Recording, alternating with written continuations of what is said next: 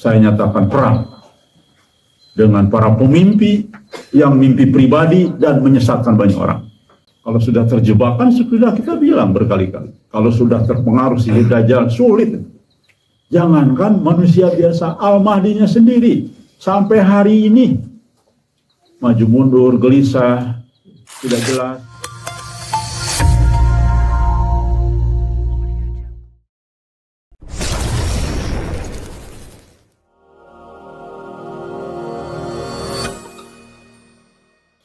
Rekan sekalian, pada pagi ini kita akan membahas pertanyaan dan ingin dibahas.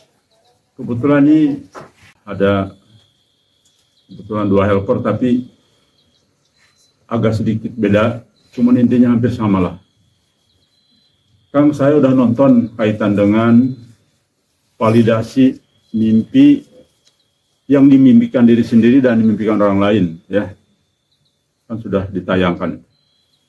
Nah, bagaimana dengan mimpi seseorang yang memimpikan orang lain jauh sebelum kenal orang itu? Nah, tolong dibahas, Kang. Jadi biar berseri katanya dengan yang ini. Baiklah, saya mendadak semalam jam berapa ini? Itu mencoba membuat analisa berdasarkan rujukan Quran, hadis, dan kitab ulama. Saya ingin sedikit sebelum membahas itu mengulang sedikit memori teman-teman. Bahwa dalam pembahasan sebelumnya, bagaimana validasi mimpi diri sendiri dengan mimpi tentang kita dimimpikan orang lain. Bahwa mimpi yang dialami oleh seseorang tentang dirinya atau ru'yah al-nafs, baik itu tentang sekarang, masa depan, atau makom rohaninya. Lalu mimpi yang dialami oleh orang lain tentang seseorang lain, baik mengenai yang mengenal atau tidak. Jadi memimpikan orang lain, mengenal atau tidak, ya. Itu disebut ru'yah al-ghair. Pernah waktu itu kita bahas bahwa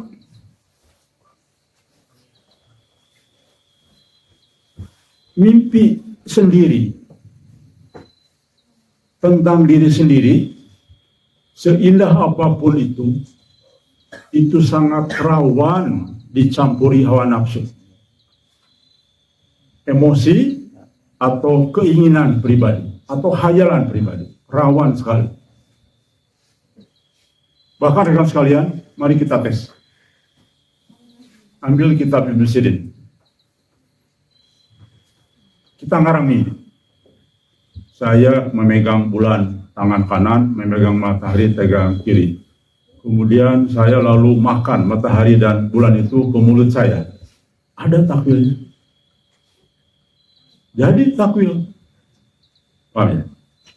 Artinya bahkan penakwil tidak bisa membedakan, sulit membedakan, kecuali tidak ada simbol. Saya mimpi jalan-jalan sama pacar gitu ya, itu tidak ada simbol. Tapi kalau kita bikin sendiri ngarang-ngarang mimpi, penakwil tidak akan tahu bahwa itu mimpi ru'yah atau bukan. Coba silakan. Kan di Arab Saudi ada hotline ya. Pernah dengar kan? Penakwil hotline. Langsung telepon. Ustaz, saya mimpi gini. Pasti dia takwilkan. Oh iya, takwilnya begini. Padahal itu bohong-bohongan. Bisa. Itu. Bahkan dibikin sendiri juga bisa. Rawan. Di dalam mimpi pun rawan. Ternyata. Tetapi dimimpikan orang lain itu memiliki nilai ilahi yang lebih bisa dipercaya. Kenapa? Karena bukan berdasarkan hawa nafsu atau keinginan atau apapun. Lebih dijamin. Itu kesimpulan di awal yang kemarin kita sampaikan ya. Ini ada pendapat ulamanya, misalkan Imam Al-Qusairi ya. Mimpi orang lain bertentangmu lebih jujur daripada mimpimu tentang dirimu sendiri. Karena tidak membawa hawa nafsu pribadi. Itu. Oke. Imam An-Nawawi, jika seseorang dimimpikan oleh orang yang lain, apalagi orang baik, jujur, ya, maka itu bagian dari ilham dan petunjuk ilahi, dipastikan. Rekan sekalian, ingat contoh bagaimana Ruqayyah. Begitu indah mimpinya, bagai puitis. Bahkan dia pernah didatangi Allah dalam keadaan terjaga. Dalam keadaan terjaga ketemu Nabi juga. Kalimatnya dirangkai dengan indah. Tapi berdasarkan kaidah syar'i itu rawan penyusupan. Ingat, setan, iblis itu usianya sudah ribuan tahun. Mereka punya kepintaran lebih untuk menyusup kepada mimpi kita. Ya. Nah itu. Jelas ya? Jadi itu saya kira yang pernah kita sampaikan. Bahkan kedua, kemarin kita membahas juga. Itu mimpi seseorang, orang lain yang memimpikan, bukan kita sendiri. Jelas ya? Lebih absah, lebih bisa dipercaya yang dimimpikan orang lain. Yang kedua, tingkat lagi, ada tingkatannya. Yang kedua adalah bagaimana dimimpikan orang lain dalam jumlah yang banyak dengan hal yang sama. Misalkan Mas Sutarno dimimpikan oleh 10 orang sebagai Imam Mahdi. Nah ini lebih absah nih, valid. Bahkan Ibnu Hajar menyatakan, jika banyak orang bermimpi tentang seseorang, sama dengan keadaan hampir serupa tentang sesuatu, ya, maka ini adalah ru'yah mutawatirah. Mutawatir. Masya Allah. Ternyata baru tahu. Dan ini sudah disampaikan kajian kemarin ya. Ini sekedar mengulang dulu ya, supaya teman-teman memorinya ingat. Jadi kata beliau, ini mencapai derajat sahadah langit. Imam Ibnu Hajar, bayangkan. Saya ulangi, seseorang dimimpikan oleh orang banyak. Jika banyak orang bermimpi tentang orang yang sama dalam keadaan hampir serupa tentang orang ini, maka itu termasuk ru'yah mutawatirah dan mencapai derajat sahadah langit. Ya, jelas. Dan terbukti sekali. Faktanya benar. Apa yang disampaikan para ulama benar. Lihat, banyak kepar. Oke, yang dikenal sering kita sebut-sebut, contoh Tisusila. Contoh Nanang Qasim lah. Kurang gimana nih? Bagus ya. Yang lain lah. Dan bahkan beberapa helper, saya sudah katakan berkali-kali, setelah saya tracking ke bawah, ternyata banyak sekali mimpi teman-teman dulu yang store ke saya. Cuman kita dulu belum bisa menakwilkan. Cuman Kang, saya mimpi begini, mimpi gitu aja. Dulu kan belum ada penakwilan. Ya baru sekarang lah kita bisa cepat menakwil ya. Bantuan teknologi. Rekan sekalian, Masya Allah ternyata banyak, tidak sedikit loh. Mimpi para helper bagus. Tapi saya tahu ini wah terpleset. Ini terpleset. Ini menjauh. Ini ini tidak ke sana, tidak ke sini pokoknya. Atau ini masuk ke penjara Dajjal. Ada banyak. Dulunya orang gajah. Dan sekarang betul ternyata. Setelah ke sana, apa yang ada dari mulutnya? Fitnah di sini. Itu membuktikan kebenaran. Bahwa hati-hati loh, mimpi pribadi itu bisa jadi dia benar, mimpi itu sebagai ujian, tapi terpleset tengah jalan. Atau mimpi dari setan, untuk angan-angan saja. Kamu nanti jadi tokoh besar ya, kamu jadi panglima perang ya nanti. Oke, hati-hati. Apalagi kaidah yang pemagar terakhir ini. Yakin tidak dengan mimpi kita? Teman sekalian, ada pemagar yang paling lebih meyakinkan lagi. Ternyata kitab-kitab ulama mengatakan, semua loh mengatakan yang sama ternyata. Ketika sebuah mimpi benar tidaknya adalah sesuai tidak dengan tren dirinya. Ini ternyata sesuai nggak dengan fakta yang tren terjadi. Jika kita dalam mimpi jadi panglima besar, cuman kita tidak ada tren ke sana. Hati-hati, ini jebakan setan. Mimpinya bagus, indah, banyak simbol. Karena ternyata Masya Allah. Besok ya kita lanjutkan. Ini luar biasa rekan sekalian. Kita bersyukurlah ya Allah. Kita diberi pengetahuan tambahan terus. Ternyata mimpi itu berlevel-level. Sama dengan makom seseorang. Ternyata rekan sekalian, setan iblis bisa menciptakan mimpi indah loh. Mimpi yang seolah benar. Iblis itu bisa menciptakan melalui jin, bagi tangannya mimpi-mimpi yang banyak simbol ternyata. Jadi tidak ada jaminan simbol itu mimpi dari Allah. Ternyata bisa. Wajar. Iblis itu usianya berarti sudah, kalau umur manusia kan 7.000 tahun kata Nabi ya. Berarti sudah hampir 6.000, hampir 7.000 tahun iblis. Jadi pandai. Lebih pintar dari kita. Makanya kenapa lebih pintar? Faktanya apa coba? Lebih pintar iblis dari manusia. Buktinya banyak pengikut iblis kan hari ini ya. Buktinya umat Islam 73 golongan, 72 yang masuk neraka. Berarti iblis lebih pandai dari manusia sendiri. Kenapa? Umurnya panjang. Dia pelajari terus kan? Makin pintar ya iblis. Menjerumuskan manusia. Tapi kalau Rasulullah mengatakan umat Islam terdiri dari 73 golongan, yang masuk neraka hanya 1 golongan, berarti iblis bodoh. Karena yang terposok sedikit. Itu tanda.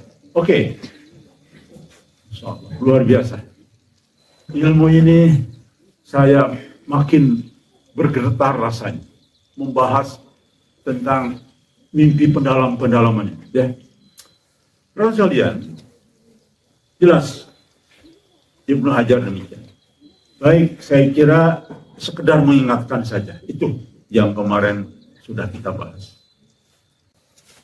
Ciri khas ru'yah, jam'iyah, ru'yah berjamaah, dimimpikan oleh banyak orang.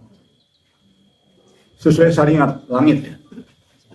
Di dalam dunia ruhani, mimpi yang dialami oleh banyak orang adalah tanda langit sedang menunjukkan perhatian terhadap objek mimpi tersebut. Dan biasanya, nih, cirinya ya, kata kitab-kitab ya, peristiwanya suatu hal peristiwa besar. Jadi dimimpikan oleh banyak orang tentang sebuah hal, peristiwa besar, bencana, musibah. Dimimpikan banyak orang. Betul-betul definisi para ulama. Atau menyangkut tokoh besar yang akan memimpin di masa depan. Muhammad Qasim dimimpikan banyak orang. Dimimpikan ratusan orang. Berarti betul validasi itu kan? Ulama betul. Pokoknya kalau sudah ulama terdahulu, ya, para tabi'in insya Allah. Karena sumbernya dekat dengan Nabi. Yang berikutnya, biasanya dimimpikan banyak orang itu adalah sebuah ajab atau rahmat. Kebalikannya, ajab akan turun. Misalkan di Israel, nanti orang Israel pun banyak mimpi, orang kita pun banyak mimpi. Ajab atau rahmat besar. Kemenangan umat Islam nanti, umat Islam berjaya nanti. Nah, dimimpikan banyak orang, benar kan? Tuh. Ya. Insyaallah sekali lagi ikuti apa yang orang lain lebih paham daripada kita. Ya, kalau kita mah, aduh, makanya saya tuh nggak berani juga menganalisa sendiri, harus selalu ada rujukan. Karena kita ini sangat terbatas, awam cetek lah ilmunya ya. Bahkan mohon maaf, tidak menguasai tentang Quran kalau kita ini. Kemudian, yang terakhir nih, ada 4 nih kata ulama ya. Ciri-ciri yang dimimpikan banyak orang. Atau makam rohani seseorang yang akan diangkat.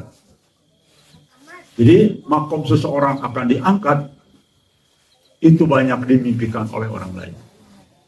Baik, saya kira itu tambahan dari kajian kemarin ya. Saya belum, karena baru ketemu sekarang ini. Kemarin tadi maghrib. Kita akan menjawab, membahas permintaan teman-teman, yaitu validasi mimpi dimimpikan orang lain atau orang lain memimpikan kita bertahun-tahun sebelum mengenal sosok itu. Rekan sekalian, banyak sekali riwayat Quran dan hadis ya, dan ini sering kita sampaikan. Karena keterbatasan waktu, saya ingin mengutip kitab ulama langsung.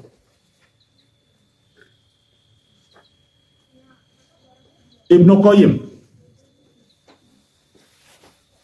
ru'yah, menurut Imam Ibnu Qayyim, ru'yah yang datang tanpa sebab, tanpa latar belakang pengalaman. Maksudnya begini, kalau teman-teman pernah ujlah atau pernah mendengar ujlah, lalu memimpikan, nah ini definisinya bukan, itu kan ada latar belakang. Latar belakang saya nonton tentang ujlah, lalu Allah mimpikan, kamu datanglah ke tempat ujlah, itulah jalanmu. Nah, itu adalah dorongan dari Allah, ada latar belakang ya. Tapi ru'yah yang datang tanpa sebab, tanpa latar belakang pengalaman adalah ru'yah min Allah, lebih murni, lebih jernih, dan lebih tinggi derajatnya, bahkan paling tinggi derajatnya. Jadi ini derajatnya mimpi terbaik. Al-Qurtubi, Imam Al-Qurtubi dalam tafsir Al-Qurtubi, beliau mengutip surat Yusuf ayat 4. Dan di antara tanda ru'yah nubuwah adalah kejadian lambat dan datangnya mimpi itu dari sisi yang tidak diketahui. Beliau mengutip ayat itu dan berkesimpulan seperti itu. Ya. Hal ini menguatkan keabsahan mimpi yang terjadi sebelum seseorang mengenal seseorang itu yang dimimpikan, karena tidak ada intervensi akal, kehendak pribadi, maka mimpi lebih bersifat pemberitahuan absah, paling absah dari langit. Masya Allah, ya, luar biasa. Ibnu Sirin dalam kitabnya, jika seseorang bermimpi tentang seseorang yang belum ia kenal, lalu kemudian mengenalnya bertahun-tahun kemudian, maka itu termasuk ru'yah hak, mimpi hakiki, tidak bisa dikoreksi, tidak bisa diapa. Itu mutawatir, bukan mutawatir maknawi lagi, mutawatir yang disebutkan tadi ya, yang Allah titipkan sebagai alamat masa depan yang pasti. Ini adalah dalil klasik imam-imam para para penafsir mimpi yang sangat terkenal, yaitu Sirin terkenal. Maka rekan sekalian, semakin terang benderang, ikuti orang-orang yang dimimpikan orang banyak, apalagi pernah orang itu dimimpikan sebelum muncul. Contoh Muhammad Qasim. Apapun jeleknya dia, apapun sekarang terjerumusnya apapun, karena ada dalam mimpinya memang dia sedang tergoda wanita, atau dalam bahasa penafsiran sedang tergoda dunia, ingin menikmati dunia. Dan itu wajar, secara alamiah wajar. Kenapa? Muhammad Qasim terkukung. Anak mama tidak pernah kemana-mana, tidak pernah menikmati harta dan sebagainya. Kecuali rumah yang cukup besar dari warisan bapaknya. Karena apa? Bapaknya meninggal sejak dia kecil. Baik. Bahkan kalau tidak salah pernah umroh sama bapaknya. Tapi lagi kecil. Karena bapaknya juga tokoh ternyata di sana ya. Jadi sekarang tidak usah basa-basi lagi. Karena apa? Terlalu banyak orang disesatkan sekarang ini dengan mimpi pribadi. Rukaya coba. Saya kaget. Dari hasil informasi beberapa helper di Malaysia, ternyata pengikut Rukaya Cik Susila sampai hari ini banyak di Malaysia katanya. Kang, banyak. Kita ini dikepung oleh yang terjerumus dengan banyak mimpi. Begitu. Makanya Kang, nanti ke Malaysia kayaknya saya bergerak sendiri. Karena hampir semua, kecuali yang ada di Gajah. Yang di Gajah, Malaysia Gajah paling ada 80 orang ya kalau tidak salah. Grup Malaysia Gajah. Tapi saya jauh-jauh Kang. Ada saya sudah tahu, ini sudah pada tahu loh bahwa Ustaz Faisal kita tunjuk jadi ketua. Tapi jauh-jauh Kang. Hanya 1-2 orang yang di Kuala Lumpur. Jadi agak susah katanya bergerak. Coba lihat. Sama dengan mimpi yang lain yang sekarang banyak diikuti, tapi murni pribadi dan melanggar kaidah ulama.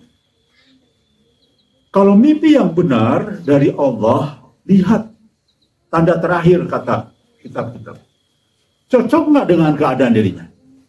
Kalau dalam keadaan dirinya dia diangkat jadi panglima perang, jago debat, kemudian dirinya akan jadi pilot pesawat tercanggih, salah satu pengemudi jet tempur hitam 3000 jet tempur.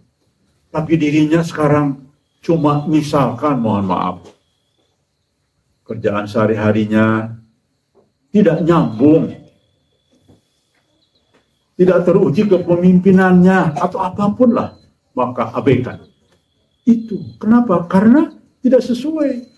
Dan sekali lagi kita sudah sampaikan berkali-kali, jangan percaya dengan bim salah bim. Tidak ada sejarahnya manusia bim salah bim. Tidak ada sejarahnya manusia ujuk-ujuk. Semuanya sunatullahnya berproses. Ayat Quran sudah puluhan kita sampaikan. Sunatullah tidak bisa Allah rubah. Ini kasihan soalnya banyak orang-orang tepar karena bujuk rayu mimpi sendiri. Iming-iming mimpi seseorang. Waduh, wah iya, hebat ya mimpinya. Bakal jadi orang hebat. Padahal itu bisa jadi ujian buat dirinya. Bisa jadi dari setan dan sebagainya. Walaupun ditakbilkan bagus. Karena jangankan begitu. Mimpi ngarang-ngarang sendiri juga bisa. Ayo takbilkan, bagus. Kan kita sudah tahu nih. Melihat bulan, melihat matahari ya. Bulan di tangan. Kan tahu itu bagus. Ya bikin aja, coba nulis. Takbilkan, bagus nanti hasilnya. Tapi itu ngarang. Oke, tekan sekalian. Jelas ya? Bagi penduduk rohani, alhamdulillah. Sejalan itu karena kita terbuka dengan ilmu Allah, maka Allah tambah terus ilmu kepada kita. Luar biasa ya, Masya Allah. Indah sekali kalau kita mendalami ini semua. Jadi insya Allah penduduk rohani tidak akan terjebak dengan mimpi-mimpi pribadi, walaupun itu indah, walaupun ditakwilkan indah, ternyata ada mimpi yang paling derajatnya tinggi adalah dimimpikan banyak orang. Dan sebelum kena orang, itu yang tertinggi ternyata. Ya, contohnya Muhammad Qasim lah. Adalah beberapa orang lagi, tapi tidak akan saya sebutkan. Ya, baik rekan sekalian. Terbuka saja sekarang, karena sekarang sedang perang dengan Dajjal dan para pengikutnya, menyerumuskan melalui mimpi. Maka saya nyatakan perang dengan para pemimpi yang mimpi pribadi dan menyesatkan banyak orang. Kalau sudah terjebak, kan sudah kita bilang berkali-kali, kalau sudah terpengaruh sihir Dajjal, sulit. Jangankan manusia biasa, Al-Mahdinya sendiri sampai hari ini maju mundur, gelisah, tidak jelas, itu terjebak, sulit keluar. Benar kata Nabi kan? Kalau kita sudah terbelit sihir Dajjal, apalagi atas nama cinta, atas nama apapun lah, cinta kepada manusia loh, itu membelit diri, jadi tidak normal. Tidak normal. Kalau kita lihat, perhatikan, hampir semua yang ada di grup sebelah hampir tidak normal pikiran. Berani melabrak hadis-hadis yang ada. Berani. Berani melabrak mimpi Qasim sendiri. Itu kan tidak normal. Saya kadang-kadang, kok aneh ya, tidak masuk akal gitu pikiran-pikiran mereka. Tidak pernah mau lihat. Pokoknya nutup. Jadi persis dengan divisi Dajjal apa? Iya, buta sebelah. Jadi nutup-nutupi. Padahal dalilnya begitu jelas, ya. Jadi memang itulah sihir Dajjal. Betul, luar biasa ya. Hati-hati sekali lagi. Jangan sampai terjebak dengan mimpi seseorang. Walaupun itu indah, bagus ya.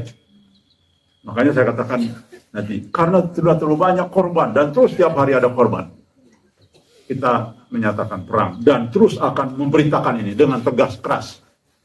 Tapi ada dalil kita, ada hujah, ada kitab-kitab ulamanya, bisa di-cross-check silahkan. Makanya yang meng-cross-check apa yang disampaikan Kiai Ali itu di Malang. Di mana? Iya di Malang betul. Kiai Ali selalu.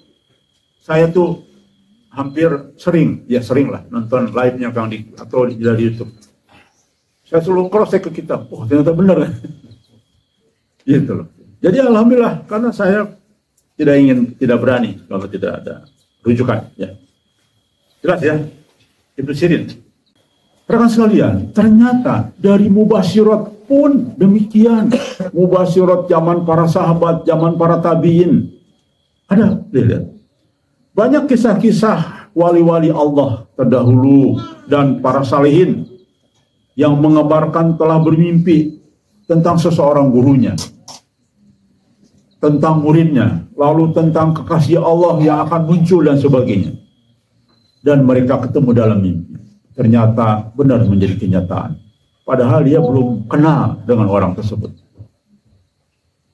Ya, itu ada dalam mimpi. Kemudian kita kutip Imam Al-Ghazali dan Imam Junaid Al-Baghdadi. Disebutkan dalam biografi orang yang makomnya tinggi tersebut di Khurasan bermimpi tentang Imam Junaid. Padahal hidupnya jauh dari Baghdad dan belum kenal. Setelah berangkat bertahun-tahun kemudian, ia menemukan wajah dan ucapan yang sama persis dalam mimpinya. Tuh. Dasar ya. Jadi kejadian. Jadi banyak ternyata mimpi-mimpi yang dialami persis seperti itu. Mimpikan orang dan ternyata tokoh yang dimimpikannya. Setelah bertahun-tahun baru ketemu dan persis omongannya dan persis wajahnya seperti ini. Disebut dengan al-mu'araf ya. perkenalan ruhani sebelum perkenalan jasadi. Kisah Ibnu Arabi. Ibnu Arabi menulis tentang mimpinya bertemu orang-orang yang kelak akan jadi gurunya di dunia. Bahkan beberapa tahun bertahun lahir saat ia bermimpi. Jadi waktu usianya masih muda, maksudnya sudah bermimpi gurunya itu siapa? Ternyata kenyataan. Kesimpulan dan kaidah. Waktu 5 menit lagi tidak terasa. Kita mungkin 3 seri ya, karena cukup menarik pendalamannya. Dan saya pun, ya jujur saja, saya pun baru mendalami saat-saat inilah. Setelah banyak kasus, waduh, ini kok berarti harus kita dalami. Dan ternyata masalah rekan sekalian ada dalam kitab-kitab ternyata. Kalau kita mau mendalami ya. Dalam hadis Quran, nanti besok lah kajian Qurannya. Sekarang ini langsung loncat ke. Karena ulama pun dari Quran dan hadis. Jadi kita loncat saja kesimpulan ulama setelah mengkaji semua ya. Kaidah mimpi ruhani di dalam konteks tadi, semakin jauh mimpi dari kehendak hawa nafsu. Gini, kata sekalian, hawa nafsu jangan terlalu dianggap sesuatu yang terlalu radikal. Bahkan begini ya, mimpi Muhammad Qasim. Wah, Muhammad Qasim calon Muhammad ya. Waduh, luar biasa nih. Kalau kenal dengan Muhammad Qasim, setidak-tidaknya, waduh, hebat juga nih. Nah, itu contoh. Walaupun tidak ekstrim, sedikit saja. Setan masuk. Dikasihlah mimpi. Kamu akan jadi panglimanya nanti, kalau berjuang dari awal. Nah, makanya saya sudah berulang-ulang, ya Allah, alhamdulillah saya tidak dikasih mimpi. Dan Prof. Nandal pun sama. Alhamdulillah Kang, saya tidak banyak, cuma sekali 2 kali aja mimpi saya katanya. Wah, sama Prof. Alhamdulillah ya. Kita jadi kasih mimpi takut. Menjadi takut. Prof. Nandal pun menjadi takut. Setelah saya kan malam komunikasi. Prof. Nandal malah ngasih lagi tentang, dia nyari data-data tentang Mirza Ghulam Ahmad. Waduh, ternyata Kang bener ya. Gawat ya. Mimpi diri sendiri itu gawat lah. Kenapa? Gampang terpleset. Dan kadang-kadang terus saja berhayal tentang mimpinya. Padahal jauh dari langit tentang dirinya. Tidak ada tanda-tanda bahwa dia akan mencapai. Dan itu. Ya, lihat. Kemudian mimpi tentang seseorang yang belum dikenal atau dikenal ya, adalah tanda kuat bahwa itu wahyu ruhani. Bukan itu. Jaminan. Jadi kalau mimpi seorang yang belum dikenal lalu dimimpikan, itu jaminan ruhani. Bukan tidur. Wahyu kecil jamin ya. Mimpi oleh orang lain tentang kita padahal kita belum kenal adalah mimpi tanpa basis nafsani. Ya, nafsu maksudnya. Maka jika mimpi itu benar terjadi, ya maksudnya nggak bohong-bohong, nggak cerita ngaram, maka itu paling murni, mimpi paling murni dan paling jujur. Lamanya waktu sebelum mimpi mewujudkan bahwa mimpi itu berdasarkan dari mana? Lauh mahfuz. Tuh, Masya Allah. Luar biasa. Besok kita buka ayat-ayatnya. Karena waktu sudah habis tidak terasa. Kalau hal baru itu saya juga tidak terasa, kok kayak sebentar baru bicara. Padahal sudah 3/4 jam. Jadi mimpi yang memimpikan orang lain jauh sebelumnya, maka itu mimpi dari Allah. Luar biasa. Dengan sekalian, sekali lagi berbahagialah, berterima kasihlah kepada Allah. Dengan petunjuk ini, mari kita lebih kuatkan ibadah kita kepada Allah. Mari rapatkan barisan, lebih kuat lagi. Dan janganlah kita jadi korban berikutnya dengan mimpi-mimpi pribadi. Hati-hati. Bukan berarti mimpi pribadi tidak benar, bukan. Saya tidak mengatakan, tapi lebih rawan. Tapi peganglah mimpi yang dimimpikan oleh banyak orang apalagi tentang sosok seseorang, maka peganglah itu. Apalagi dimimpikan jauh sebelumnya, maka lebih dipegang lagi. Dan itu kita tahu Muhammad Qasim dimimpinya banyak, dimimpikan orang lain, dan dimimpikan sebelum Muhammad Qasim muncul. Selain Muhammad Qasim, silahkan cari sosok-sosok itu. Baik, saya kira mudah-mudahan rekan sekalian, kita orang-orang yang terus dibimbing Allah dengan kebenaran. Dan apa yang keluar dari mulut saya mudah-mudahan Allah jaga terus. Tidak terpleset dengan nafsu, ego, dan keinginan pribadi. Ya, maka saya mohon doa kepada teman-teman agar saya terjaga juga. Jangan sampai saya tergoda oleh nafsu pribadi, tetapi hanya untuk kepentingan umat yang saya sampaikan.